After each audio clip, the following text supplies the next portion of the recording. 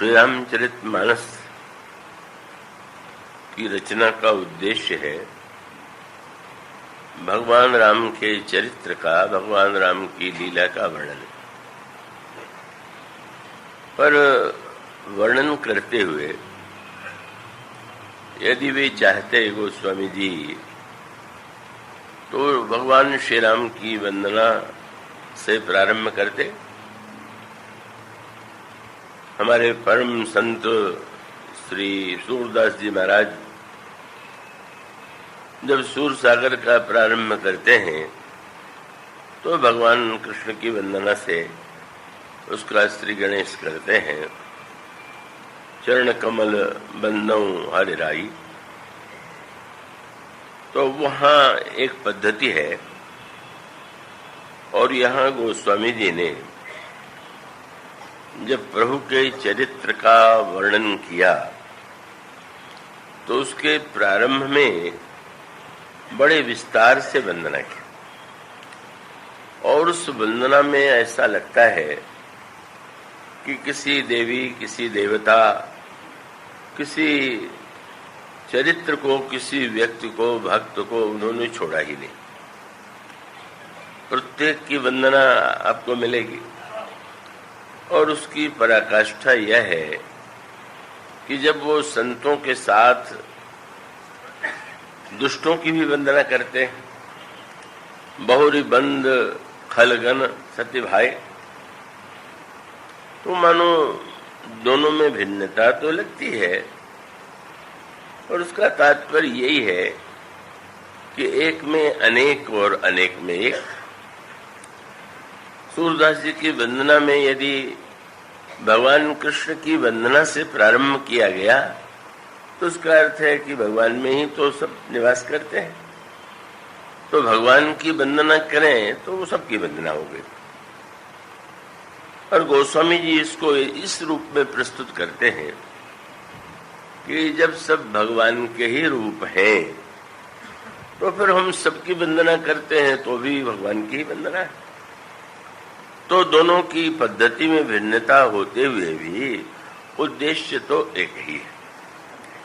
अब इस दृष्टि से वंदना में जो श्लोक आए हैं उसमें जो क्रम आप देखेंगे तो गणेश जी और सरस्वती, भगवान शंकर और पार्वती, वो महर्षि आदिकवि वाल्मीकि और श्री हनुमान जी, और उसके बाद उन्होंने श्री किशोरी जी, श्री सीताराम जी, श्री जनक नंदिनी सीता की वंदना की और अंत में भगवान राम की वंदना करते हैं।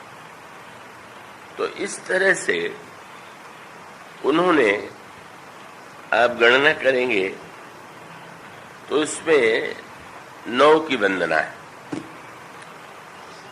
तो 9 का अंक गोस्वामी जी को बड़ा प्रिय है। भगवान श्री राम का तो प्राकट्य ही नवमी के दिन होता है, भक्त की भी नवधा ही है, इसलिए गोस्वामी जी का 9 के अंक के प्रति विशेष अनुराग होना स्वाभाविक है। भगवान कृष्ण की लीला में यद्यपि नवमी को नहीं अष्टमी को जन्म हुआ और उसका आनंद भी तो लोगों ने नवमी को ही लिया ना। अष्टमी की अर्धरात्र में जन्म होने के बाद भी जब वो जन्म लेते हैं तो उस समय तो नंद, वसुदेव और देवकी बंदी, तो उसके जो नंदोत्सव कहते हैं, आनंदोत्सव कहते हैं, जहाँ पर सचमुच लगा कि श्याम सुंदर का प्राकट्य हुआ, वो तो नवमी ही हो सकती है। और इसका भगवान जब भी प्रकट होंगे तो 9 के बिना प्रकट नहीं होंगे। प्राकट्य का आनंद भी 9 में ही निहित है, उसे आप नवधा भक्त कह लें और 9 की एकरसता की दृष्टि से उस पर विचार करें। तो 9 पात्रों की वंदना तो गोस्वामी जी ने किया, पर उन्होंने केंद्र में किसे रखा? ये जो 9 है, जैसे कई महापुरुष पधारे हैं तो स्वाभाविक रूप से सभी को स्थान देते हैं, सभी का सम्मान करते हैं, पर जिसे हम सर्वश्रेष्ठ स्थान देते हैं उसे बीच में बैठा देते हैं। तो बीच में बैठाने में गोस्वामी जी ने ठीक यही किया।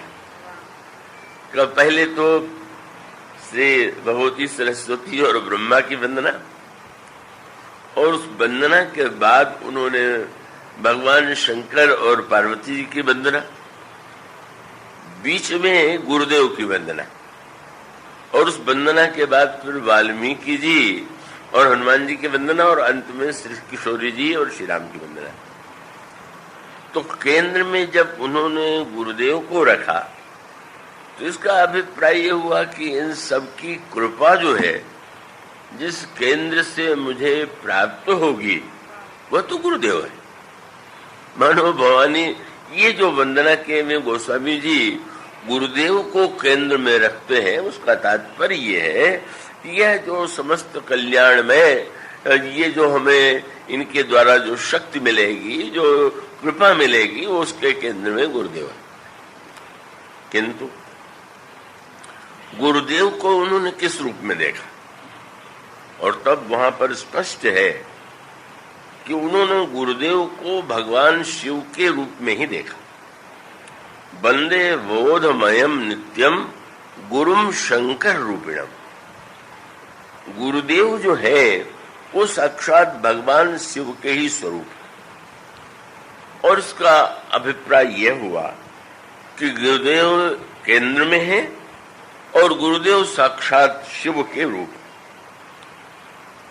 भगवान शंकर को जो केंद्र में गुरुदेव के रूप में गोस्वामी जी ने रखा, उसके पीछे क्या उद्देश्य है, इसको आप तब उसका आनंद ले सकेंगे जब आप यह प्रसंग मानस में पढ़ते हैं कि महर्षि याज्ञवल्क्य और भरद्वाज, महर्षि भरद्वाज प्रयाग में निवास करते थे, और जैसा कि आज भी वो परंपरा चली आ रही है कि माघ मास में जब मकर में सूर्य आता है तो देश के विभिन्न भागों से महात्मा एकत्र होते हैं, और उस माघ मेले में, चाहे वो कुंभ के रूप में हो, चाहे प्रतिवर्ष मेले के रूप में हो, वो आगमन होता है।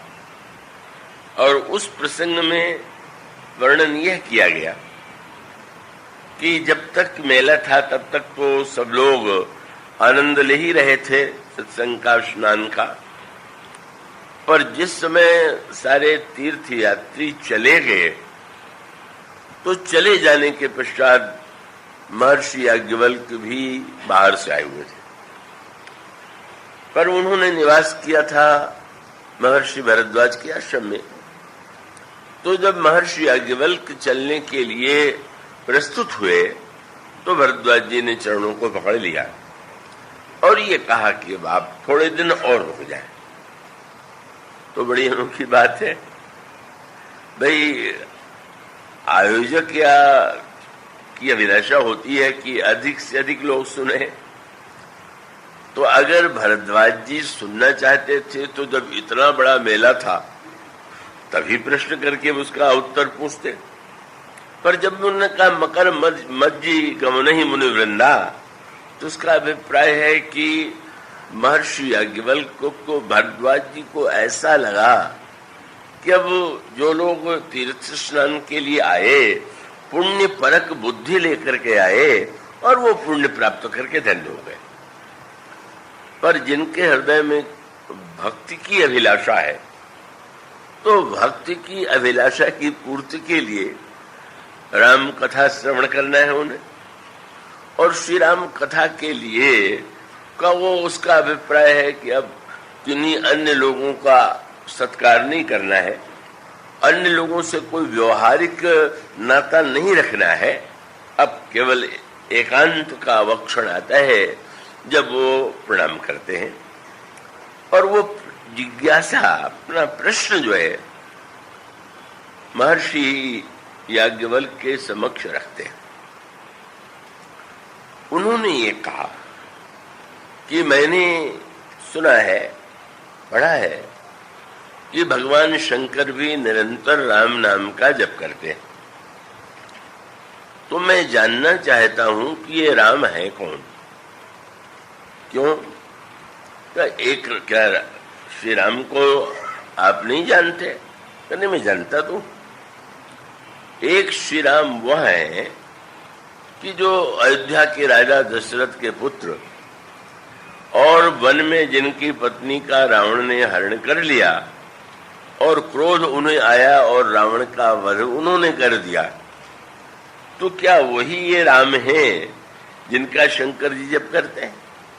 एक राम अवधेश कुमारा, तिनकर चरित विदित संसारा, नारी विरह दुख लेहु अपारा।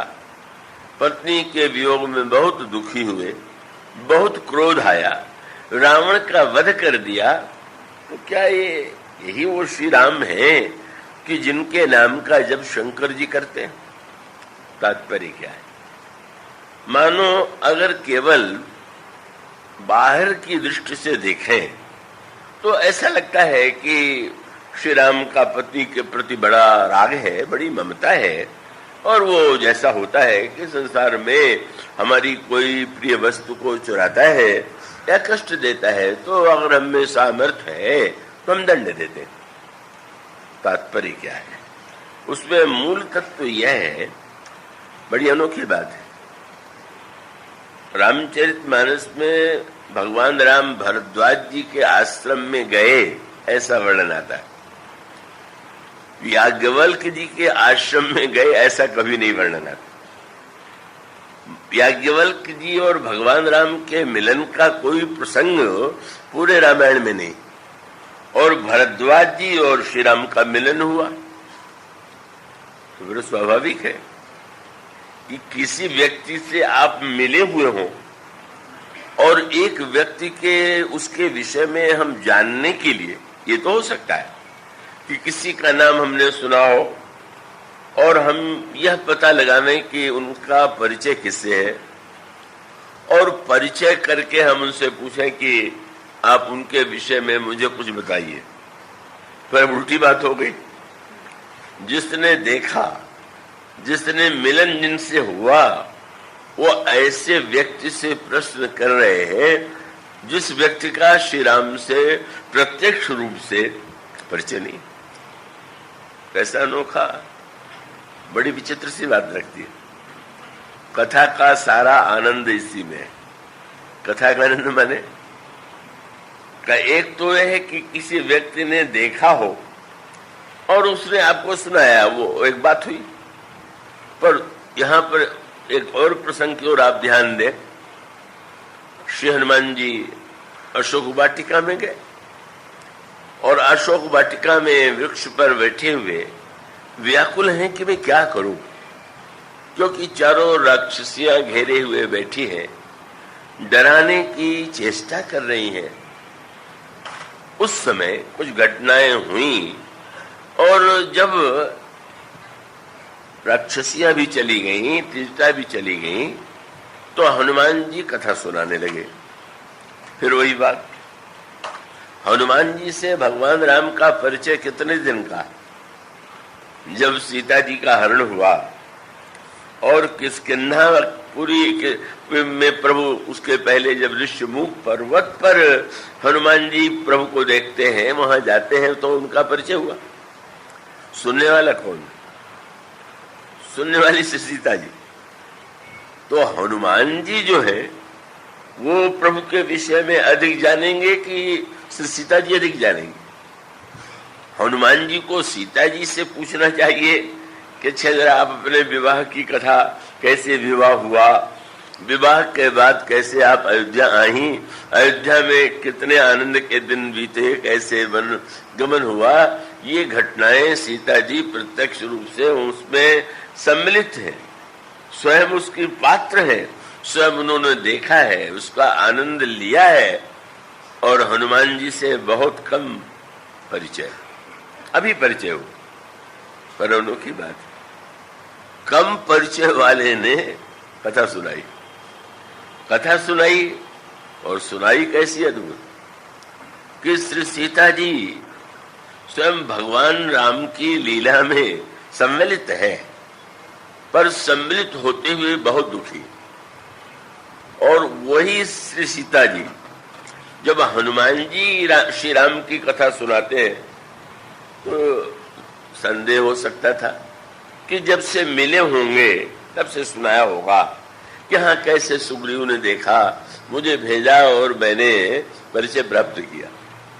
पर गोस्वामी जी कहते हैं हनुमान जी जब कथा सुनाने लगे तो आदि होते श्री राम का जन्म कैसे हुआ, कैसे दशरथ जी ने यज्ञ किया, कैसे श्री राम का जन्म हुआ, बाल लीला कैसी थी और भगवान राम के विवाह की लीला कैसी थी, बड़ी अनोखी बात है।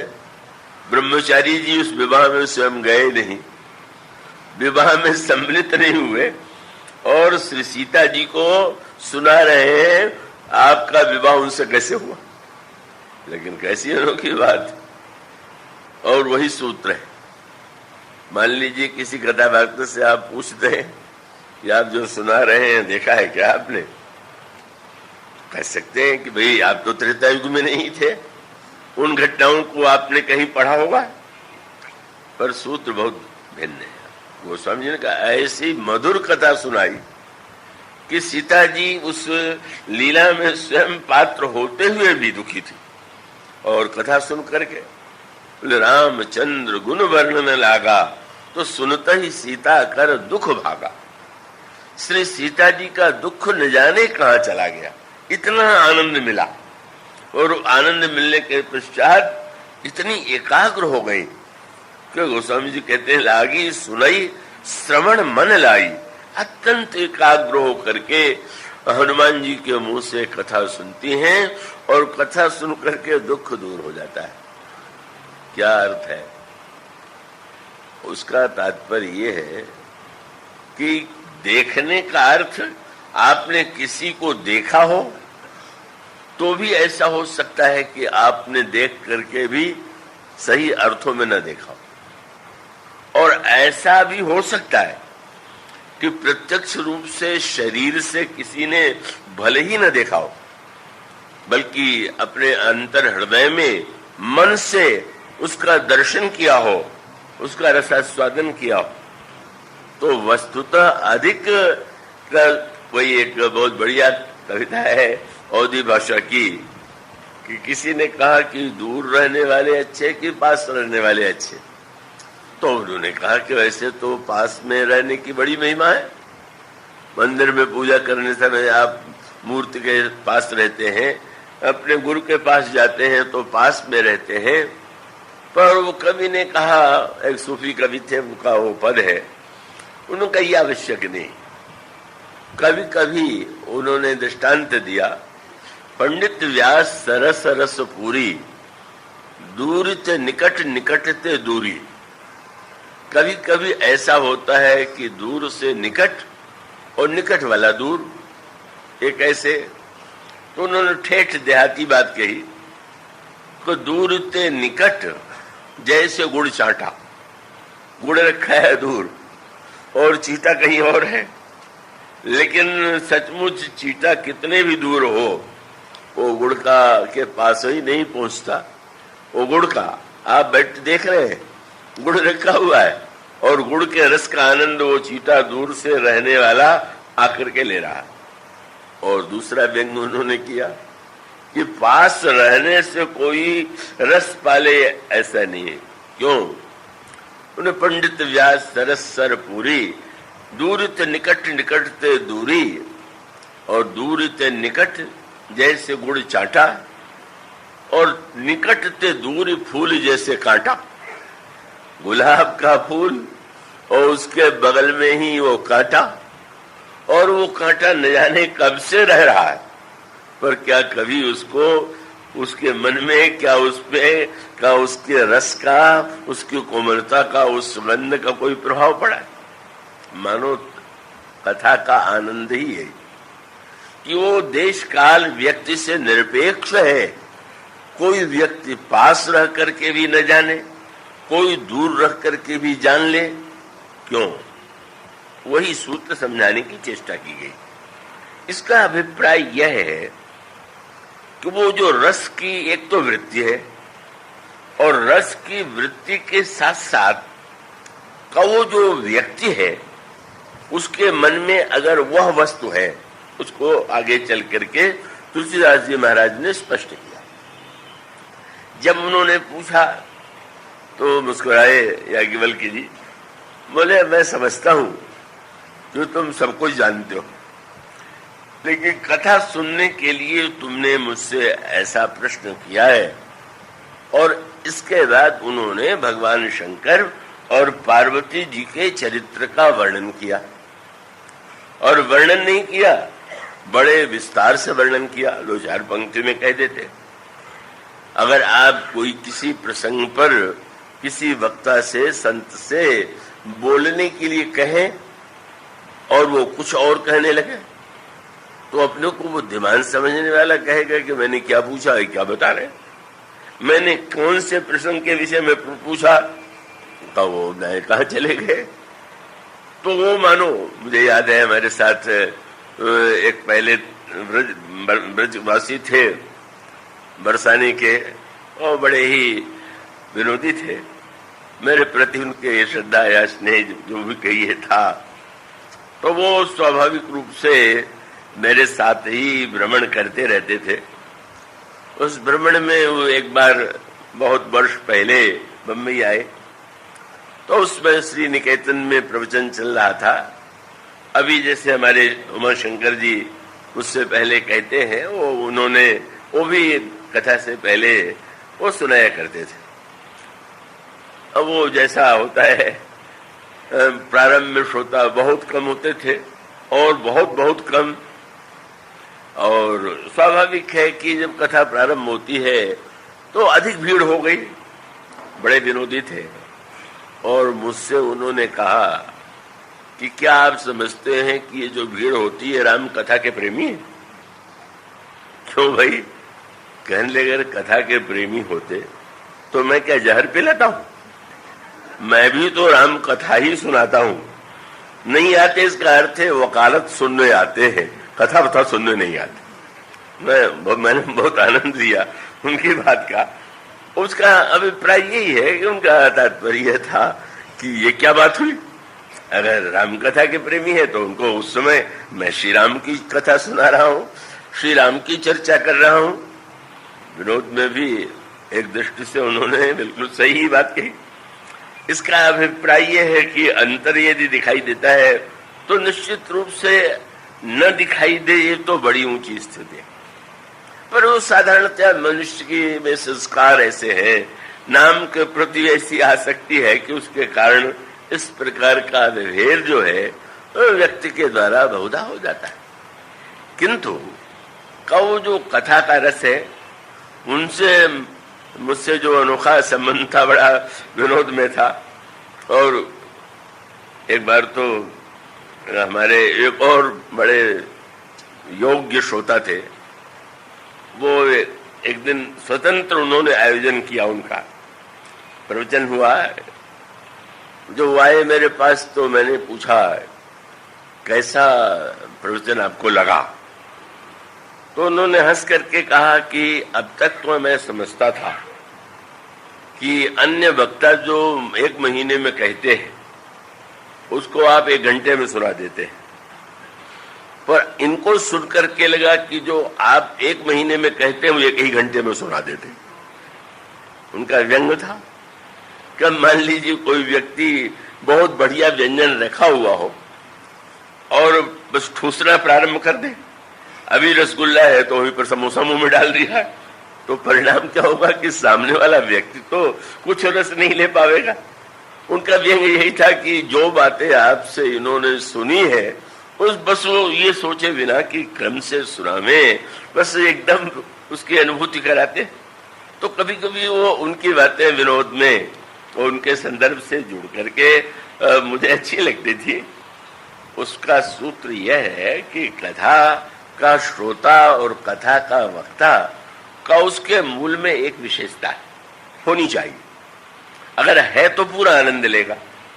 उसका अभिप्राय यह है कि याज्ञवल्क्य जी से जब महर्षि भरद्वाज प्रश्न करते हैं और वो शंकर जी का चरित्र सुनाने लगे, तो याज्ञवल्क्य जी की बात सुनकर के भरद्वाज जी ऊब सकते थे कि मैंने जब इनसे श्री राम के विषय में पूछा तो इतने विस्तार से शंकर जी के चरित्र की कथा की क्या आवश्यकता है, ये तो अनावश्यक ही यानी कहा जा रहे हैं। वो बेचारे एक बार कहने लगे मैं पंजाब अकेले गया तो अकेले कथा कहते समय एक बूढ़े सज्जन ने बीच में टोक दिया, कहते आप कथा में कभी कलकत्ता, कभी बंबई, कभी दिल्ली, कथा आप क्या कहते हैं? मैंने उनको ये लगा कि वक्ता को तो चाहिए कि वो जिस प्रसंग पर बोल रहा है वही रहे, कहां से कहां। वो बेचारे उस शैली के व्यस्त नहीं थे, पर उसका मूल तत्व यह है कि एक तो घटनाओं का वर्णन है। कथा का एक रूप यह है कि आपको आदि से लेकर के अंत तक इतिहास सुना दिया जाए, तो इतिहास का ज्ञान भी आवश्यक है, और इतिहास जो होगा वो तो एक के बाद दूसरा ही सुनाया जाएगा। पर ये जो रस की पद्धति है वो अलग प्रकार की है।